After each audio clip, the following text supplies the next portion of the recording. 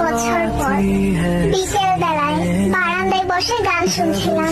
হঠাৎ করে প্লেলিস্টে থাকা একটি গান বেজে উঠলো, যেটা এক সময় আমার খুব পছন্দের গান ছিল। রোজকার ব্যস্ততায় ভুলেই গিয়েছিলাম যে এক সময় এই গানটা না শুনে আমার দিনটাই শুরু হতো না।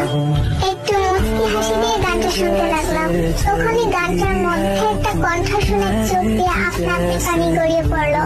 কোনোভাবেই আর নিজেকে কন্ট্রোল করতে পারলাম না।